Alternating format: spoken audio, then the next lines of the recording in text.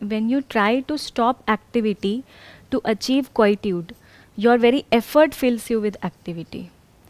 Surface level पे अगर हम इसको समझें नींद के एग्जांपल से कि जितना हम सोने की कोशिश करते हैं उतना नींद नहीं आती है, और अगर हम अपने आसपास देखें तो जितने भी मेडिटेशन सेंटर्स हैं सो कॉल्ड, वो सब यही करवा रहे हैं। मोस्टली सारी मेडिटेशन टेक्निक्स यही करवा रही हैं कि आप अपने थॉट को कम करो, कंट्रोल करो या ख़त्म करो, थॉटलेस हो जाओ। तो when I was thinking about it, जो थॉट होता है it's a part of our body, ठीक है। जैसे आँख झपकना एक पार्ट ऑफ आवर बॉडी है, डाइजेशन है, सांस लेना है, ऐसे ही थॉट का अपना एक फंक्शन है। तो प्रॉब्लम ये हो रही है कि हम वो देख नहीं पा रहे कि थॉट हमारी बॉडी का पार्ट ही है, जिसका अपना एक बहुत ही क्रूशियल, बहुत इम्पॉर्टेंट फंक्शन है हमारे सर्वाइवल के लिए। तो अगर हम एक्चुअल में थॉटलेस हो जाएंगे तो हमारा सर्वाइव करना will be next to impossible. तो ये समझ जाना, कभी हमने किसी को ये कहते हुए नहीं सुना कि मेरी आँख क्यों झपक रही है, ये कम हो जाए, या मैं सांस इनहेल एक्सेल कर रहा हूँ, ये कम हो जाए। लेकिन सब थॉट को कंट्रोल करना चाहते हैं, सब थॉटलेस होना चाहते हैं। तो जब हम समझ जाते हैं कि थॉट इज़ नॉट ईविल, जिसको ख़त्म करना है या कम करना है, तो फिर उसको स्टॉप करने की जो एक अंदर अर्ज है, जो एफ़र्ट हम लगा रहे हैं कॉन्स्टेंटली, वो भी ख़त्म हो जाएगा। तो एक तो ये इसका सरफेस लेवल का मीनिंग मुझे समझ में आया था। बट अगर इसको मैं थोड़ा और डीप लेके जाऊँ कि हम सभी क्वाइट्यूड अचीव करना चाहते हैं। क्वाइट्यूड को अगर मैं बोलूँ शांति, हम सब शांति चाहते हैं। हम सब के अंदर कहीं ना कहीं एक रेस्टलेसनेस है, एक थकान है इस पूरी लाइफ में। तो हम सब शांति चाहते हैं, मतलब डीप विद इन। आपने एक बार अष्टावक्र सेशंस में शांति का मतलब समझाया था, विच इज़ सह अंत, कि जब हम अंत के साथ हैं। अंत क्या है? जो सबका अंत है, जो सबका एसेंस है, जो एंड है, वो साउंड ऑफ साइलेंस है, वो ट्रूथ है। तो उसमें सब कुछ आ गया, उसमें थॉट भी आ गया, उसमें बॉडी भी आ गई। तो जब हम अंत के साथ हैं तो हम शांत हैं। ये पर्सपेक्टिव यहाँ तक मुझे समझ में आया। लेकिन फिर मैंने सोचा कि सह अंत का मतलब कि जो हमारी बुद्धि है वो अंत के साथ है। जब हम समाधि की भी बात कर रहे थे कि समान बुद्धि, सहज बुद्धि, तो अंडरस्टैंडिंग ट्रूथ में स्टेबल है, इसी को स्थित प्रज्ञ भी बोला गया है। बट हमने ये भी देखा था कि understanding again is limited, it can never be stable. जो मैं करने की कोशिश कर रही थी स्टार्टिंग में कि मेरी understanding of the truth that who am I वो स्टेबल रहे हमेशा। तो अंडरस्टैंडिंग एक्चुअल में तो स्टेबल, कांस्टेंट नहीं हो सकती, स्टेबल नहीं हो सकती ट्रूथ में शायद। अंडरस्टैंडिंग हमेशा स्टेबल ही होती है, रिमेम्बरेंस ऑफ अंडरस्टैंडिंग स्टेबल नहीं होती। व्हाट यू वांटेड वाज कि वो जो अंडरस्टैंडिंग की जो याद है वो याद बनी रहे। याद कभी बनी नहीं रह सकती है। जैसे फॉर एग्जांपल लोग ये चाहते हैं कि ये याद कि मैं कौन हूँ एक बार समझ आ गया तो अब वो बना ही रहे। वो नहीं हो सकता, because the moment you start doing something else तो वहाँ पे ध्यान देना पड़ेगा, तो वहाँ से ध्यान हट जाएगा। तो ये नहीं है कि आपका एक ही जगह ध्यान लगा रहेगा, और अगर ये हो जाए एक्चुअल में तो वो बेवकूफ़ी की निशानी है, वो समझदारी की निशानी नहीं है। क्योंकि जिस टाइम जो कर रहे हो उस टाइम ध्यान वहाँ पर होना चाहिए ना। तो एक है रिमेम्बरेंस ऑफ अंडरस्टैंडिंग, एक है अंडरस्टैंडिंग। अंडरस्टैंडिंग का स्टेबल होना मतलब ये नहीं कि रिमेम्बरेंस ऑफ अंडरस्टैंडिंग स्टेबल हो गई। जैसे हमें ये समझ आ गया कि धरती गोल है, अब वो याद स्टेबल नहीं है। हम 24 घंटे ये नहीं सोचते रहते धरती गोल है, धरती गोल है, धरती गोल है, या मैं कौन हूँ। अगर ये समझ आ गया तो इसका मतलब ये नहीं कि 24 घंटे दिमाग में यही घूमता रहेगा, मैं ये हूँ, मैं ये नहीं हूँ, this is not me, this is me. वो जो रिमेम्बरेंस है, मेमोरी है, वो स्टेबल नहीं रह सकती। But understanding is stable if it is based upon the reality. Understanding is conclusive, अगर एक बार समझ आ गया है तो। अंडरस्टैंडिंग नहीं बदलती है। क्या बदलता है? याद बदलती रहती है। कभी याद आ जाता है, कभी भूल जाते हैं। आगे बताइए। जैसे आपने लास्ट सेशन में एक लाइन बोली थी शर्ट का एग्जाम्पल दे के कि अब चाहे शर्ट 500 की हो या 5000 की या 5 लाख की, सब कुछ मुझ में ही तो है।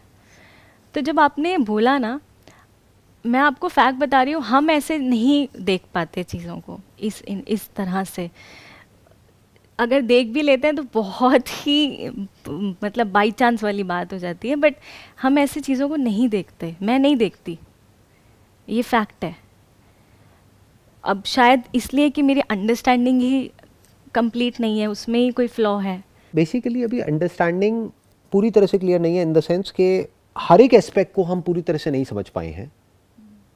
इसको क्या करना होता है, ब्रेक डाउन करके एक एक छोटे छोटे एस्पेक्ट को भी समझना है और फिर होल को भी समझना है, फिर समझ को भी समझना है कि व्हाट इज दिस अंडरस्टैंडिंग। इसकी भी अपनी लिमिटेशन देख लेनी है, क्या हम समझ सकते हैं क्या नहीं समझ सकते वो भी समझना है, that is also part of understanding. तो जब ये सब पूरा कंप्लीट हो जाता है तब there is nothing more to question, there is nothing more to ask. फिर जो होता है जैसा होता है सब एज इट इज दिखने लग जाता है। बिल्कुल ऐसा है जैसे कोई साइंटिस्ट है, उसको कोई साइंस का पर्टिकुलर एस्पेक्ट समझ आ गया है तो वो उसमें एक्सपर्ट हो गया, तो उससे रिलेटेड कुछ भी होगा छोटा सा तो उसको नजर आ जाएगा। तो ऐसे ये जो हुए माई इंक्वायरी है, अगर एक बार आपने गहराई से इंक्वायरी कर ली है और एक एक लेयर को बारीकी से देख लिया है, नॉट थियोरेटिकली बट एक्चुअली, तो फिर आपको एकदम से नजर आ जाता है, इंस्टेंट होता है वहां पे जो रियलाइजेशन होता है। वो इनडायरेक्ट नहीं होता, वो वर्ड्स के थ्रू नहीं होता, वो डायरेक्ट कॉम्प्रिहेंशन होता है। जैसे अगर कोई बायोलॉजिस्ट है तो वो जैसे ही एक फ्लावर को देखेगा तो उसको सब कुछ नजर आ जाएगा एकदम से, हमें कुछ नजर नहीं आएगा। तो ऐसे ही जो ये समझ है खुद की, वो जितनी गहरी होती चली जाती है, जितनी क्लियर होती चली जाती है, if you actually don't have anything more to question, not because you are lazy, बल्कि इसलिए क्योंकि आपने एक एक करके सारी लेयर्स को हटा लिया है, आपने पूरा अच्छे से समझ लिया है, आपने ये भी समझ लिया है कि क्या समझा जा सकता है क्या नहीं समझा जा सकता है, हर एक लेयर को अच्छे से देख लिया है, जो भी है, जो ये बोलते हैं ना मन बुद्धि चित्त अहंकार, इसको अच्छे से समझ लिया है स्टेप बाय स्टेप। अब वो कॉन्सेप्ट्स नहीं है आपके लिए, मतलब it's like a living reality.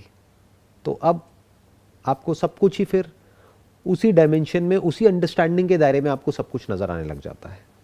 As long as you remain attached to one extreme or another, you will never know oneness. पहले वाला पॉइंट क्या था वो अभी हमने When cover you नहीं किया। try to stop activity to achieve quietude, your very effort fills you with activity. हाँ, तो इसका क्या मतलब है, इसको ध्यान से समझो। हम बोलते हैं कि जितने भी सो कॉल्ड मेडिटेशन सेंटर्स हैं वहाँ पर क्या किया जा रहा है, उस एक्टिविटी को स्टॉप करने की कोशिश करी जा रही है, जबकि एक्चुअल में ऐसा नहीं होता है। वो लोग क्या करते हैं, वो बोलते हैं कि आपको क्या करना है कि कुछ भी आ रहा है आने दो, कुछ भी जा रहा है जाने दो। अगर एक्चुअल में ये हो पाए तो बहुत बढ़िया है, क्योंकि उसकी वजह से क्या होगा कि थोड़ी देर के लिए मेंटल एक्टिविटी रुक जाएगी। अगर एक्चुअल में एक इंसान एफर्टलेस हो जाए तो देखो, दो तरह की मेडिटेशन टेक्निक्स होती है। एक होती है जहाँ पे आपको कुछ बोला जाता है करने के लिए, मैं उसकी बात नहीं कर रहा। दूसरी होती है जहाँ पर आपको कुछ नहीं बोला जा रहा है करने के लिए, आपको क्या कहा जा रहा है, आपकी ब्रेथ चल रही है तो ब्रेथ आई ब्रेथ कही, ब्रेथ आई ब्रेथ कही, just be aware of that. तो पहले क्या हुआ, पहले आपका दिमाग 1000 चीज़ों में चल रहा था, अब एक चीज़ में चला, धीरे धीरे यहाँ से भी ध्यान हट गया तो आपको अच्छा फील होने लग गया, अब आप जा करके उस अच्छी स्टेट से अटैच हो गए। बट अगर आप यही करते रहे तो बार बार माइंड में कुछ आएगा, फिर आप यहाँ आओगे, फिर वो आएगा, फिर आप यहाँ आओगे, फिर धीरे धीरे क्या होगा, आप कोशिश करोगे उस स्टेट में जाने की, क्योंकि उस स्टेट में बड़ा अच्छा लगता है। तो ये जो मेंटल एक्टिविटी को स्टॉप करने का डिजायर है ना, ये कोई डिजायर नहीं है, ये नीड है। Everybody wants to be free from this excessive mental activity. और मेंटल एक्टिविटी का नेचर ही ऐसा है कि वो कब एक्सेसिव हो जाती है पता ही नहीं लगता है। एक बार जब वो साइकिल शुरू होती है ना, it's like a snowball effect, कि ऊपर से एक छोटा सा एक पत्थर गिरता है, वो कब बड़ा होता चला जाता है, बड़ा होता चला जाता है, पता ही नहीं लगता है, फिर वो बहुत बड़ा हो जाता है, उसकी पावर बहुत बढ़ जाती है। अब इंसान को ये नहीं पता है कि उससे पीछे कैसे छुड़ाएं। तो it is not a desire to stop mental activity. Nobody hates mental activity, क्योंकि उसमें तो मजा आता है इनिशियली, जब वो बॉल रोल होना शुरू होती है तब बड़ा मजा आता है। पर जब वो बड़ी हो जाती है और चाह करके भी इंसान उसको रोक नहीं पाता है, फिर दिमाग की नसें फटने लग जाती है, सर दर्द होता है, फिर इंसान चाहता है कि समझ नहीं आ रहा मैं क्या करूं, हैवीनेस हो जाती है अंदर पूरी बॉडी में, माइंड हैवी, बॉडी हैवी, ये हैवी, सब कुछ हैवी हो जाता है। Then a person wants to feel light, यानी अब वो थॉट सिर्फ थॉट नहीं रह गया है, वो फिजिकली मैनिफेस्ट हो चुका है। आपको ऐसा लग रहा है आपके ऊपर एक भार है यहां पर, और उस भार से फ्री होने का कोई तरीका ही नहीं है एक इंसान के पास में। तो अब एक नीड है, तो इस नीड को एनकैश करने के लिए लोग बैठे हैं। वो आपको कहेंगे कि आप यहाँ आ जाओ, ये कर लो, वो कर लो, वो कर लो, ये डोनेशन दे दो, ये कर लो, वो कर लो, व्हाटएवर, ये करो, वो करो, वो करो। अब उसमें क्या होता है कि वहां पर जा करके अगर आपका टॉर्चर किया जाए, यानी आपसे कुछ ऐसा करवाया जाए जो आप नहीं करना चाहते, तो पहले रेजिस्टेंस आएगा। अब या तो आप वहां से भाग जाओगे, और अगर आप नहीं भागे वहीं टिके रहे तो थोड़ी देर में रेजिस्टेंस बंद हो जाएगा, तो एक बड़ी अच्छी स्टेट आती है। Okay. तो you will experience Joy, bliss, और बेटर वर्ड यूज किया जाए तो ईज, एफर्टलेसनेस, एक हल्कापन। आपको ऐसा लगता है एकदम से आपके ऊपर कोई भार था वो हट गया है थोड़ी देर के लिए, जैसा पहाड़ों में जाकर के कुछ लोगों को लगता है, सी बीच के किनारे बैठ करके लगता है, या किसी ओपन स्पेस में जाकर के लगता है। तो कुछ देर के लिए मन शांत हो जाता है, फिर इंसान बार बार उसको रिपीट करना चाहता है, और जितना वो चाहता है अब एक नया थॉट पैदा हो रहा है, एक तरह से एक नई बॉल रोल होना शुरू हो गई है जो स्नोबॉल बनती चली जा रही है। वो क्या है? Now I want to repeat this experience of हल्कापन अगेन एंड अगेन, और उसको रिपीट करने के चक्कर में वो भारी हो जाता है। और अब दो चीज़ों का क्लैश होता है, एक तरफ से जो रिस्पॉन्सिबिलिटीज़ है, जो दुनिया है, वो अपनी तरफ खींचती है। अगर महाभारत को आप ध्यान से समझोगे तो वो पॉइंट जहाँ पर के भगवान कृष्ण अर्जुन को बता रहे हैं कि तुम्हारा धर्म क्या है और कर्म क्या है। अर्जुन क्या कह रहा है कि प्रेशर बहुत ज़्यादा है, let me run away from all of this, मुझे भाग जाने दो। वो उसको क्या बार बार याद दिला रहे हैं कि तुम चाहो भी तो भाग नहीं सकते, क्योंकि ये तुम्हारा बेसिक नेचर है, तुम एक क्षत्रिय हो, तो तुम्हारा धर्म क्या है? युद्ध करना, लड़ना। तो तुम चाहो भी तो भाग कर जाओगे तो कहाँ जाओगे? अपने आप से कहाँ तक भागोगे? तो बेसिकली प्रॉब्लम क्या होती है ऐसे लोगों के साथ में? एक है जो उनका बेसिक नेचर है which develops over a period of time. जैसे आपका अपना एक बेसिक नेचर है जो मानो 20 साल में, 30 साल में डेवलप हुआ है, वो आपका एक कंफर्ट जोन है। वो एक ऐसा जोन है जहां पर आप एफर्टलेस हो, बट वहां पर कुछ गड़बड़ करने की वजह से थॉट के लेवल पे अब आपकी लाइफ में भारीपन क्रिएट हो रहा है। तो अब आप एक मेडिटेशन सेंटर में गए, वहां पे हल्कापन क्रिएट हुआ, बट वहां पर भी उस हल्केपन को रिपीट करने के चक्कर में अब एक नया भारीपन क्रिएट हो गया। तो अब यहां भी भारीपन है और वहां भी भारीपन है। अब ये दोनों मिलकर के और हैवी हो गया है। जबकि करना क्या है? सिर्फ समझ लेना है कि रूट क्या है उस भारीपन का, उसकी जड़ क्या है। वहां तक कोई नहीं जाता है, उसकी जड़ आप खुद हो। ना उसकी जड़ ये मेडिटेशन है, ना उसकी जड़ ये दुनिया है। आप खुद हो। खुद मतलब क्या? ये जो मैं है, मैं से रिलेटेड जो थॉट्स हैं, ये जो मैं का बैगेज है, जब इसको आप एक्चुअल में हल्के में ले लेते हो तो आप हल्के हो जाते हो। और इसको हल्के में लेने का मतलब क्या? मैं को एक्चुअल में समझ लेना कि मैं हल्का है। देखो ध्यान से समझना, मैं को हल्का नहीं किया जा सकता है। ये जो मैं का भारीपन है ना, चाहे इस दुनिया में है चाहे वो उस मेडिटेशन सेंटर में है, इस मैं के भारीपन से फ्री हुआ जा सकता है। कैसे? ये जान करके कि मैं का सच क्या है। मैं से हल्का कुछ भी नहीं है, क्योंकि जो सबसे हल्का होता है वो सबसे पावरफुल होता है, जो सबसे छोटा होता है वो सबसे पावरफुल होता है। आज साइंस भी इस बात को समझ गई है। एक हाइड्रोजन बॉम्ब क्या है? जितना आप छोटे लेवल पे जाते चले जाओगे, एनर्जी उतनी ही बढ़ती चली जाएगी। तो ऐसे ही ये जो मैं है, ये एक्चुअल में सबसे हल्का है, क्योंकि इसी में सब कुछ है। कॉन्शियसनेस इज द लाइटेस्ट, क्योंकि अगर वो हैवी होती तो उसमें हैवी चीजें कैसे आ सकती है? जैसे स्पेस हल्की है तो इसमें कुछ भी अकोमोडेट किया जा सकता है। तो मैं को जब आप एक्चुअल में देख लेते हो कि जो मैं है ये पूरी तरह से खाली है, तो आप हल्के हो जाते हो। फिर जब ये भूल जाते हो, फिर वापस से वो स्नोबॉल रोल होना शुरू हो जाती है। फिर वापस से अपने आप को याद दिलाना पड़ता है, फिर वापस से आप हल्के हो जाते हो। तो ये जो एफर्ट है ना इस मेंटल बैगेज से फ्री होने का, ये ट्रैप है। एफर्ट करो लेकिन सही डायरेक्शन में करो। ये समझो कि ये मैं है क्या, इसकी जड़ में जाओ। ये जो मैं को हम सीरियसली ले लेते हैं ना, मैं के जो डिज़ायर्स हैं उसको हम बहुत सीरियसली ले लेते हैं, उस वजह से जाकर के हम एंटैंगल्ड हो जाते हैं। औरों का कुछ भी होता है, कुछ भी नहीं होता, हमें कोई फ़र्क नहीं पड़ता, दुनिया के भाड़ में, उससे हम कभी भारी नहीं होते हैं। बट मैं से रिलेटेड कोई भी हल्की सी भी जो डिज़ायर्स हैं उसके कोई रुकावट आती है तो हम इतनी सीरियस हो जाते हैं जैसे पता नहीं क्या है। तब आराम से बैठ करके अपने आप से पूछना होता है कि मेरा एक मैं नहीं है, बहुत सारे मैं हैं। एक 10 साल पहले वाला मैं था, एक 20 साल पहले वाला मैं था, एक 5 साल पहले वाला मैं था। उस वक्त जो मैं था उसके लिए जो बहुत इंपॉर्टेंट था, आज उसके बारे में सोच करके मुझे हंसी आती है। तो जब इस तरह से हम देखते हैं तो ये बात समझने में देर नहीं लगती कि आज भी मैं जिसको इतना इंपॉर्टेंस दे रहा हूँ या दे रही हूँ, 5 साल बाद इस पर भी हंसी आएगी। तो मैं अभी क्यों सीरियस हो रहा हूँ, क्यों सीरियस हो रही हूँ, जब कुछ है ही नहीं। इफ यू कैन सी के कितने आए कितने गए और इस पूरे आसमान में सब समा जाता है, कुछ नहीं बचता है और कुछ नहीं बचेगा। तो जब इस तरह से आपको दिखता है, और ये कोई थ्योरेटिकल बात नहीं है, ये फैक्ट है, तब आप एक एक चीज को समझ सकते हो। आपको ये समझ आ सकता है पैसा क्या है जिसके पीछे पूरी दुनिया पागल है। व्हाट इज वेल्थ, लोगों को पता ही नहीं है।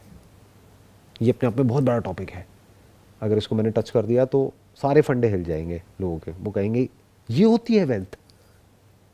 एक पॉइंट तक तो वो सर्वाइवल से कनेक्टेड होती है, उसके बाद में वो एक नोशन है, माइंड में है और कुछ नहीं है। तो जब माइंड में ही है तो उसको बदल दो। If you want to be a billionaire, you can be a billionaire in a matter of few days if it is a notion. But ये अपने आप में बहुत बड़ा टॉपिक है। तो ये तब नजर आती है ये सब चीजें जब आप एक एक करके इस सब के सच को देख लेते हो कि एक्चुअल में है क्या। तो आपको रास्ता भी नजर आ जाता है उन डिजायर्स को फटाफट से पूरे करने का। तो डिले खत्म हो जाता है। वही तो तंग करता है। आपके अंदर पानी की प्यास है और आपको पानी ना मिले, ये प्रॉब्लम है ना। पानी की प्यास भी प्रॉब्लम नहीं है, पानी मिल जाए तो भी प्रॉब्लम नहीं है, पी लिया तब भी प्रॉब्लम नहीं है। प्रॉब्लम कब है? प्यास तो बहुत ज्यादा है लेकिन पानी नहीं मिल रहा है। तो अगर इंस्टेंट पानी मिल जाए, अनलिमिटेड पानी की सप्लाई मिल जाए तो प्रॉब्लम खत्म। तो हर प्रॉब्लम की जड़ क्या है? डिजायर, जिसका आपके सर्वाइवल से कोई कनेक्शन नहीं है। बस मैं ये चाहता हूं, मैं ये चाहती हूं।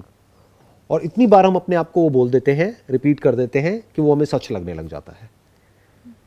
तो जब हम उसको समझ लेते हैं बारीकी से कि अरे वो तो कुछ भी नहीं है, यहां पड़ा हुआ है, तो जब यहां पड़ा हुआ है तो उसको तो चेंज किया जा सकता है, क्योंकि वो एक्चुअल में सच है ही नहीं, झूठ है।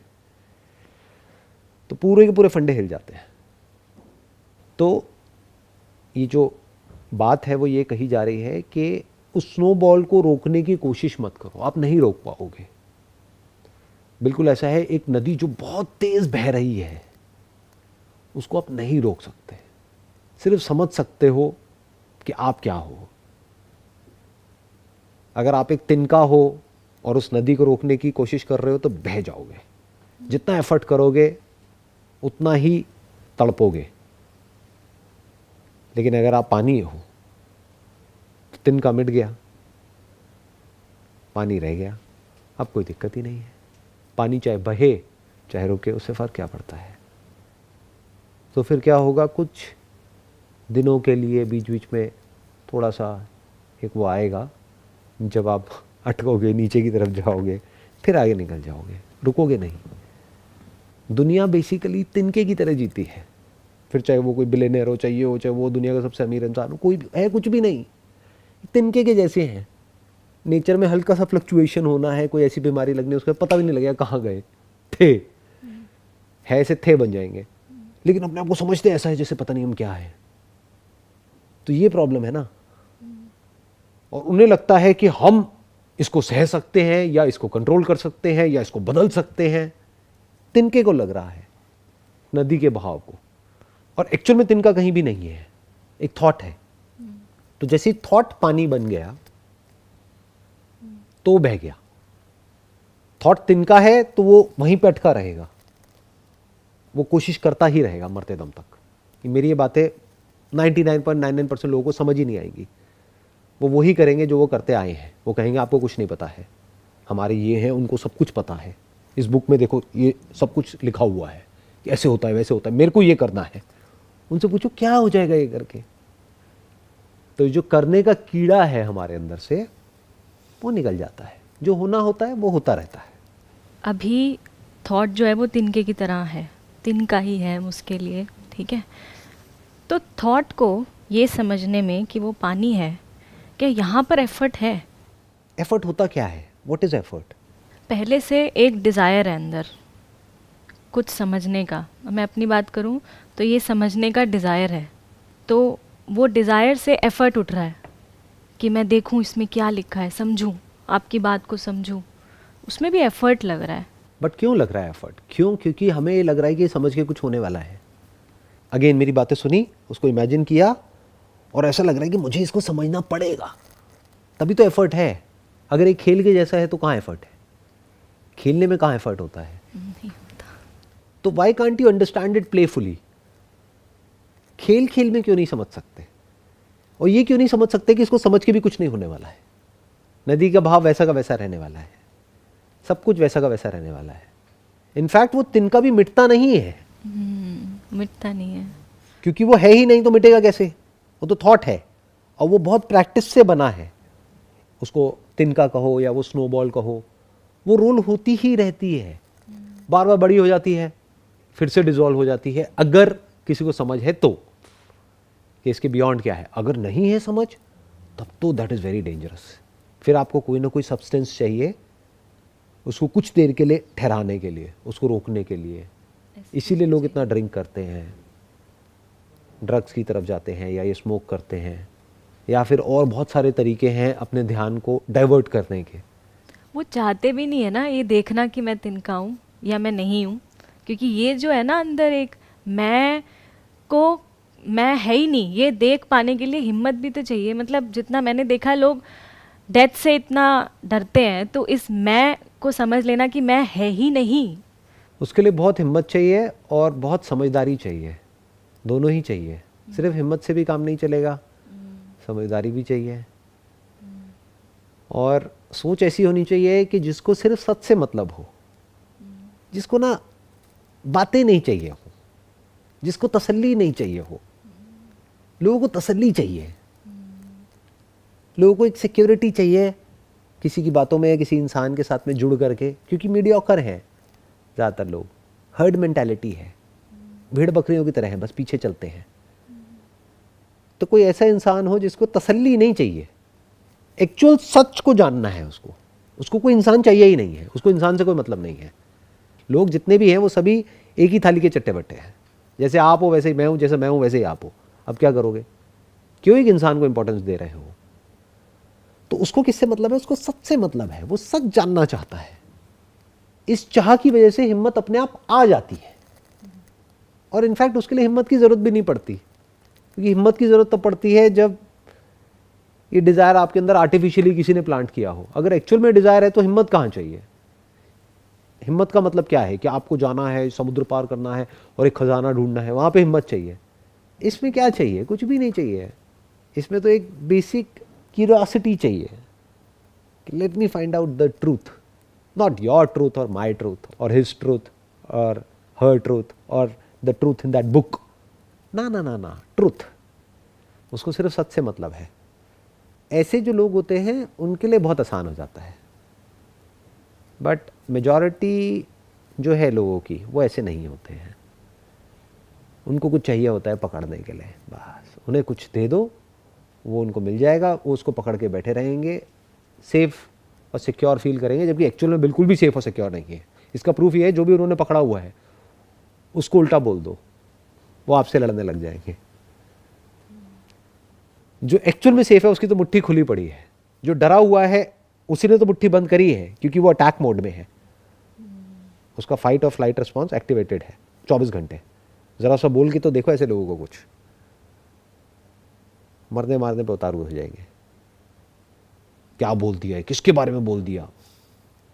बट जो सच में गड़ा हुआ है उसकी तो मुट्ठी खुली पड़ी है, कुछ है ही नहीं, क्या बोलोगे, किसके बारे में बोलोगे? उसने कुछ पकड़ा ही नहीं है।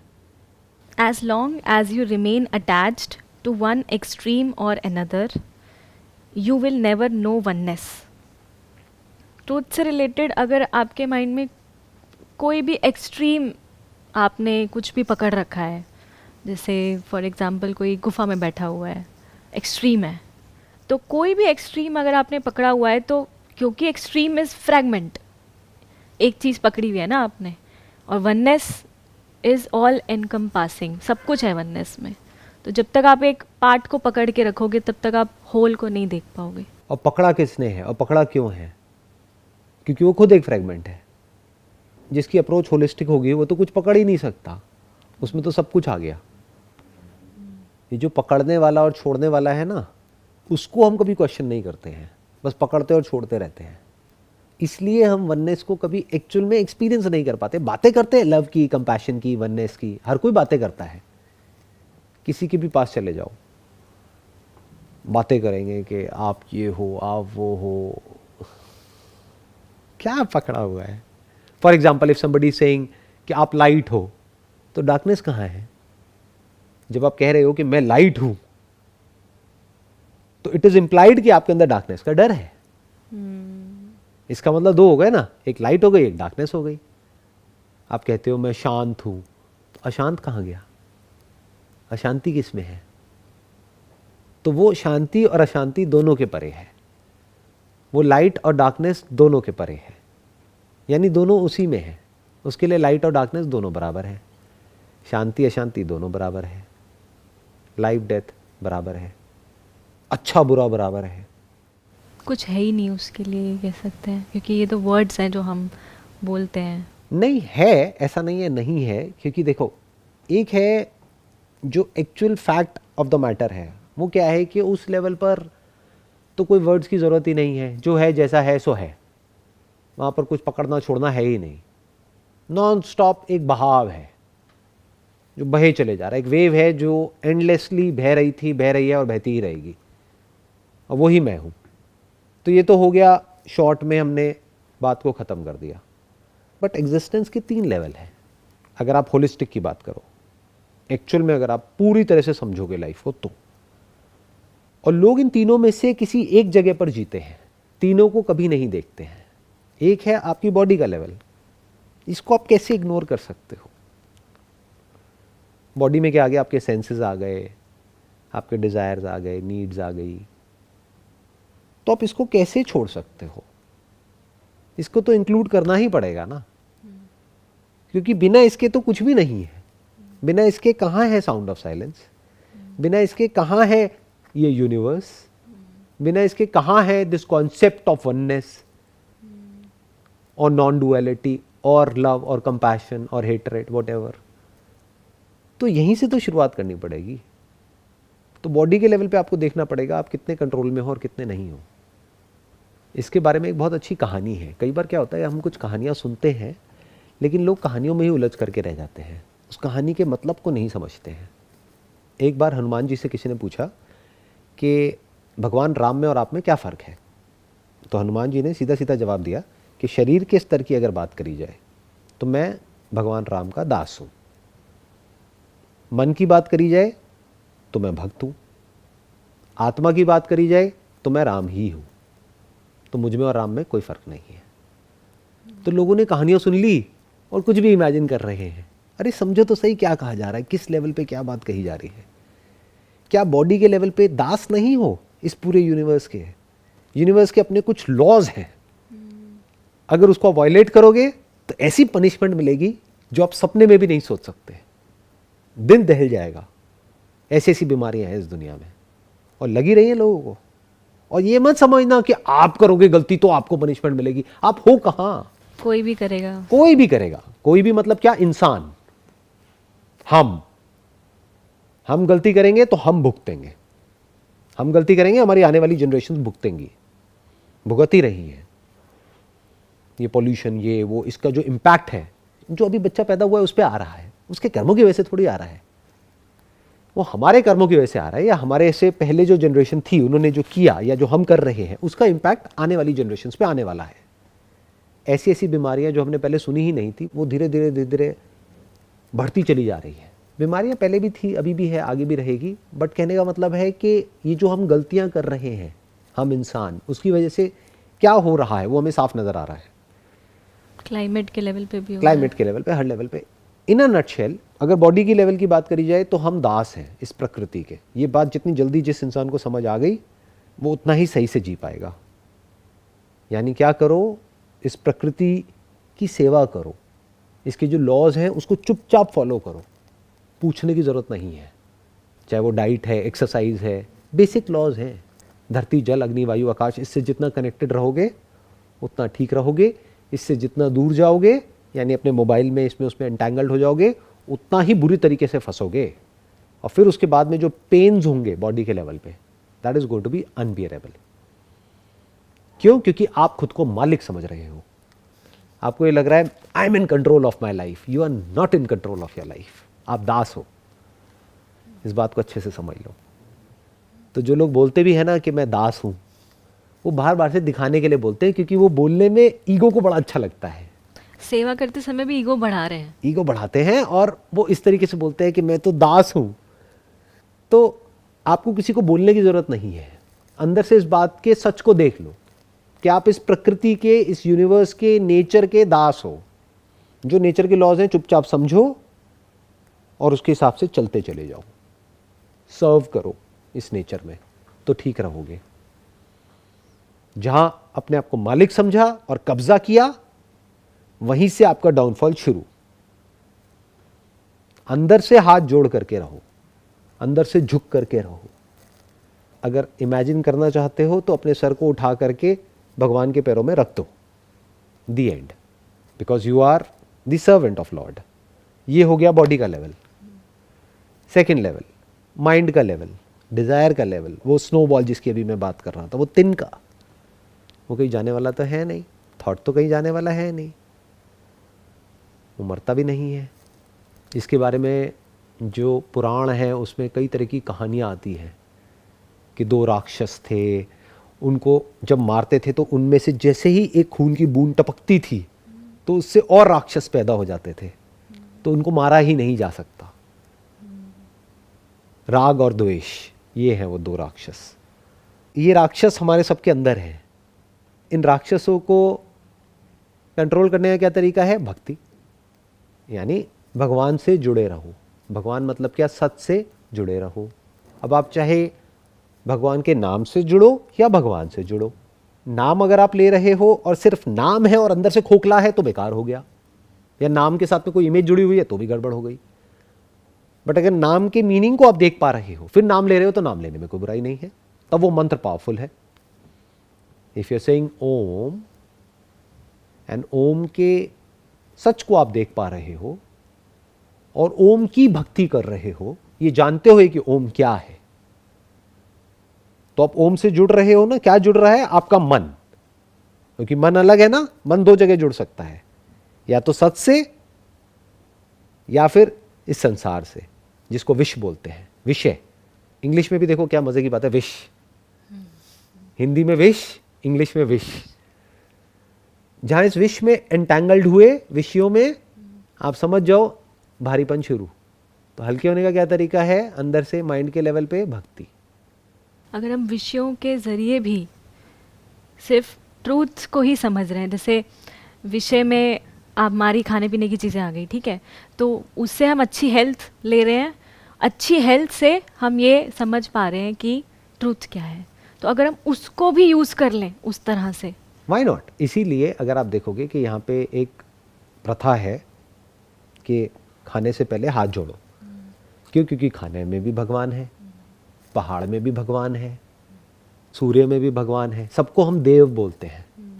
देव मतलब कौन? जो देता है। जो दे वो देव। सूर्य हमसे कुछ लेता थोड़ी है बदले में, देता ही तो है। तो इसलिए सूर्य भगवान है। तो आप खुद को सूर्य का दास कहो या सूर्य का भक्त कहो, फिर इस पूरी प्रकृति के आप भक्त हो गए और दास हो गए। राइट। तो इस तरह से आप देख सकते हो। फिर अगर आप किसी इंसान से भी जुड़ रहे हो तो उसको आप प्रेम भी कह सकते हो और भक्ति भी कह सकते हो। दोनों में कोई फर्क थोड़ी है, क्योंकि उसके थ्रू आप पूरे यूनिवर्स से कनेक्ट हो रहे हो। उसके थ्रू आप उस एक से जुड़ रहे हो। अब चाहे तो आप उसको एक स्टैंड पॉइंट से देखोगे तो भक्ति कहोगे, दूसरे स्टैंड पॉइंट से देखोगे तो प्रेम कह दोगे। It is one and the same thing. प्रेम में इट इज इंप्लाइड के दो है। जहां एक ही है वहां पे प्रेम किसका किससे? जुड़ने के लिए दो तो होने चाहिए ना, तभी तो हम कहेंगे कि जुड़ा है। क्या जुड़ा है? वो दो जो अलग दिखते हैं बट एक्चुअल में अलग नहीं है, वो जुड़ने को प्रेम कहते हैं। एक्चुअल में फिजिकली दिखने में सेपरेट है, माइंड के लेवल पे पूरी तरह से सेपरेट है। तो अगर माइंड के लेवल पे वो जुड़ जाता है तो उस जुड़ने को भक्ति कहते हैं और प्रेम कहते हैं। तो माइंड के लेवल पे क्या इलाज है? अगर आप माइंड से बचना चाहते हो, माइंड के थ्रू अगर माइंड से ही बचना चाहते हो, तो उसका क्या तरीका है? भक्ति। और तीसरा लेवल क्या है? आत्मा। आत्मा मतलब क्या? मैं। उस लेवल पर मुझ में, तुझ में, इसमें, उसमें कहीं कोई फर्क नहीं है। लिविंग, नॉन लिविंग, भगवान, भक्त, दास और मालिक सब एक है, कहीं कुछ फर्क नहीं है। तो तीनों लेवल्स को समझना पड़ेगा और आपको समझना होगा कि किस वक्त किस अंडरस्टैंडिंग की जरूरत है। एक अंडरस्टैंडिंग हर जगह काम नहीं आएगी। कहीं आप कहो सब कुछ मैं ही हूं, अहम ब्रह्मस्मि। अच्छा समुद्र में आप चले जाओ, आपको स्विमिंग आती नहीं है, अहम ब्रह्मस्मि, डूब जाओगे। उस समय बॉडी के लेवल पे देखो, उस वक्त आप दास हो उस समुद्र के, उन लहरों के दास हो। उन लहरों के आगे आप कुछ भी नहीं हो। माइंड के लेवल पे उल्टे सीधे काम कर रहे हो और ये समझ रहे हो कि आई एम इन कंट्रोल, तब आपको माइंड आपकी औकात दिखाएगा कुछ दिन बाद कि आप एक्चुअल में क्या हो। जब वो हावी होगा आपके ऊपर, फिर आपको समझ नहीं आएगा वहां से बाहर कैसे निकलूं। फिर अंदर से एक चीख निकलेगी, उस चीख को भक्ति कहते हैं, उस पुकार को, अगर वो एक्चुअल में निकली है तो। लेकिन लोग इतने बेवकूफ़ हैं, वो उसके बाद भी लड़ते रहते हैं, एफर्ट करते रहते हैं। उन्हें लगता है एफर्ट से मैं इससे बच जाऊंगा। नहीं बच सकते। जैसे दलदल में जितना एफर्ट करोगे उतना ही नीचे धंसोगे, ऐसा ही ये संसार है। सर एक बार वो भक्ति वाला पॉइंट थोड़ा सा और समझा दोगे? आपने बोला ना कि भक्ति चाहे आप उस वर्ड की करो ये जानते हुए, राम की करो ये जानते हुए कि राम क्या है, या फिर भगवान की करो, it is one and the same. क्योंकि and the राम मतलब same. क्या? जो कण कण में रमा हुआ है उसको राम बोलते हैं। बट उस लेवल पे भी डुअलिटी रहेगी ना, एक भक्त, एक जिसकी भक्ति वो कर रहा है। तो डुअलिटी तो है ही ना माइंड के लेवल। देखो, यही तो मैं कह रहा हूं, जो होलिस्टिक अप्रोच है उसमें डुअलिटी भी है।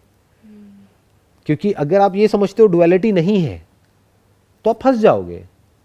जैसे at the level of body duality है या नहीं है? है। आपकी बॉडी अलग है, जानवरों की अलग है, सिंपल है। At the level of mind duality है या नहीं है? है। और वो रहेगी, क्योंकि आप जब भी ऑपरेट करोगे इस दुनिया में अपने मैं से ही तो ऑपरेट करोगे। तो मैं का मतलब तो तू आ ही गया ना, और मैं और तू तो रहेगा, और रहना भी चाहिए, क्योंकि नहीं रहेगा तो कोई भी आपको बेवकूफ़ बना देगा। तो वो जो स्नोबॉल वाला एग्जांपल दिया था आपने, उससे फिर हम बच जाएगा माइंड उससे?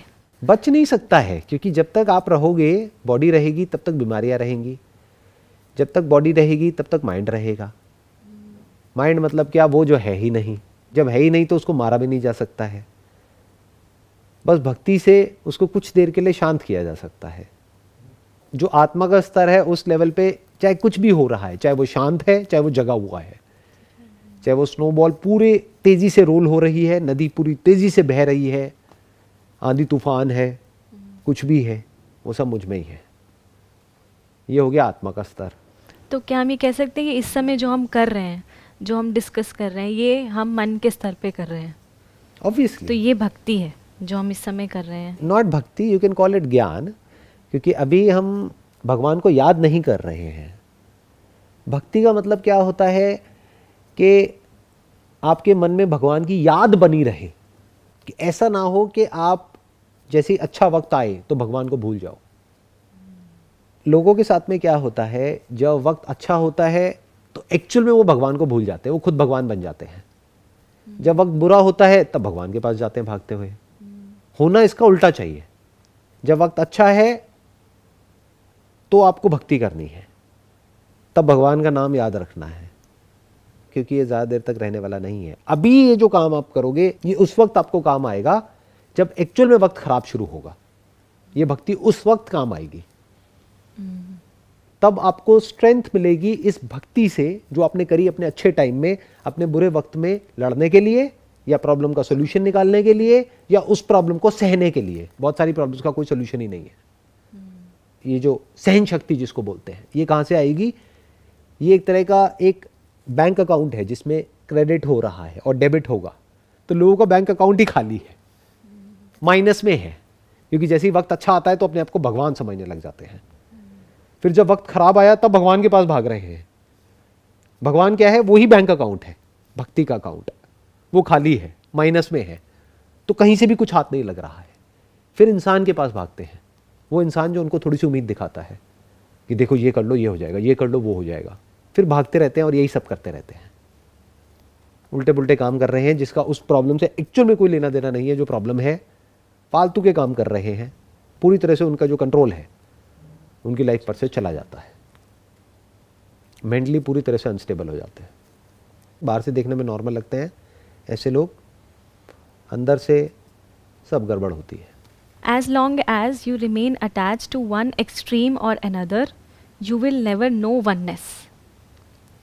कि जब तक आपकी जो फ्रैगमेंटेड अप्रोच है, जो हम बात कर रहे थे कि वो तिनके के लेवल पे ही जब सब कुछ हम देख रहे हैं और पानी को नहीं देख रहे हैं, तो फिर कभी पानी को नहीं देख पाएंगे, क्योंकि तिनका एक्चुअली में नहीं है, बट वो जो इमेजिनेशंस हैं उसकी उसी में जी रहे हैं। कोई भी एक्सट्रीम पकड़ सकते हैं। ये भी एक्सट्रीम है जिसकी आप बात कर रहे हो। क्यों? क्योंकि वो तिनका जो नहीं है एक्चुअल में तो फिर कुछ भी नहीं है। एक्चुअल में तो पानी में बुलबुला भी नहीं है। अगर बुलबुला है तो बुलबुला भी क्या है? तिनके के लेवल पे तो है। तिनका मतलब क्या? थॉट। तो ये भी एक एक्सट्रीम है कि बॉडी नहीं है, थॉट नहीं है, सेपरेट मैं नहीं है अगर हम देखें, क्योंकि मैं थॉट ही तो है एक, जिसको हम मैं बोलते हैं। Exactly, that's what I am saying. This is also an extreme thought कि नहीं है, क्योंकि एक्चुअल में है, वो एग्जिस्टेंस है उसकी। थॉट के लेवल पे तो थॉट की एग्जिस्टेंस है ही ना। आप उसको छू नहीं सकते, जैसे कप की तरह छू नहीं सकते हो। You can not touch it, but it's there, it's very much there. तो all I am saying is, अगर एक्चुअल में वननेस को समझना है, एक्चुअल में होलिस्टिक अप्रोच चाहिए, तो उसमें बॉडी भी है, माइंड भी है और सोल भी है। तो सब कुछ उसमें आ गया, कुछ भी नहीं छोड़ सकते आप। ये एक्सट्रीम है जिसको हम पकड़ते हैं। बहुत सारे लोग बोलते हैं सेंसेस बुरे हैं, त्याग दो, सब कुछ त्याग दो।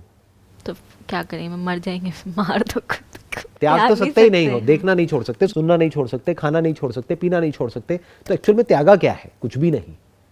तो बॉडी के लेवल पे आप बच नहीं सकते हो, माइंड के लेवल पे आप बच नहीं सकते हो। माइंड मतलब क्या? इंफॉर्मेशन। जब तक इंफॉर्मेशन रहेगी, एक्टिविटी रहेगी। If that information is there, desire is there. The beginning of desire is information, is always the known, not the unknown. Unknown में डिजायर कैसे होगा? कुछ है ही नहीं, तो नोन में ही तो है। सो इंफॉर्मेशन तो कहीं जाने वाली है नहीं। या तो आपकी याददाश्त चली जाए, वो चली गई तो वैसे ही आप एक वेजिटेबल बन गए, तो बचा ही क्या? फिर तो गाय भैंसों में और हमें फ़र्क क्या रह गया? तो जब इन्फॉर्मेशन है तो वो तिनका भी है। किस लेवल पे है? जस्ट इन्फॉर्मेशन के लेवल पे है, बट इन्फॉर्मेशन तो है ही ना। ऐसे तो बॉडी भी इन्फॉर्मेशन है, वो सटल इन्फॉर्मेशन है, ग्रॉस इन्फॉर्मेशन है, बट है तो ये भी इन्फॉर्मेशन ही साइंस के दायरे में। तो बॉडी भी है, माइंड भी है, सोल भी है, सब कुछ है। अब आप कह सकते हो कि अब आप वननेस को एक्चुअल में समझ पा रहे हो। नहीं तो आप क्या करोगे गलती, कि जब तिनका है ही नहीं, तो क्या ऐसा हो सकता है कि मेरी ये याद बनी रहे कि मैं तिनका नहीं हूं, मैं पानी हूं? फिर हम कंफ्यूज हो रहे हैं। तिनके को तिनके की जगह रहने दो, यानी इमेजिनेशन को इमेजिनेशन की जगह रहने दो, जो फॉर्म्स हैं उनको फॉर्म्स की जगह रहने दो, यानी पानी में जो बुलबुले हैं, और पानी को पानी की जगह वो तो है रहने दो। बल्कि ये कहना गलत है, पानी तो पानी की जगह है ही। रहने दो क्या होता है? और हम बोल रहे हैं कि पानी को पानी की जगह रहने दो, या पानी तो पानी की जगह है ही। बुलबुला भी बुलबुले की जगह है ही। बुलबुले का जो थॉट है वो भी अपनी जगह है ही। नाम और रूप अलग कैसे होगा?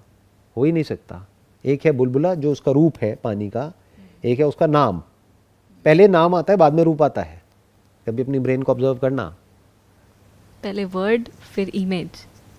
राइट, पहले वर्ड आता है, बाद में इमेज आती है, बट इतनी तेज़ी से होता है कि हम देख नहीं पाते हैं। जैसे अगर अभी मैं आपको कुछ कलर्स दिखाऊं यहाँ पर, और उस कलर को अलग उसमें लिख दूं वर्ड में, तो पहले आप पढ़ोगे, बाद में कलर को रजिस्टर करोगे। तो इससे क्या प्रूव होता है कि पहले हमारा माइंड बोलता है, फिर उसको इमेज दिखती है। तो जो बोल रहे हो वो सब क्या है? Thought, information.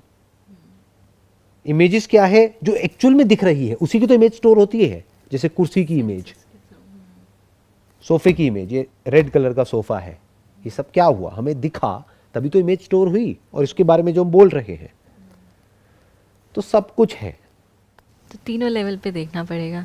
सिर्फ एक लेवल पे देख रहे हैं तो फिर अभी भी एक एक्सट्रीम पकड़ और तीनों लेवल पे कुछ नहीं किया जा सकता है। आप इसको इस तरीके से कहो कि ये जो ब्रह्मांड है, ये जो प्रकृति है, ये थी, है और रहेगी।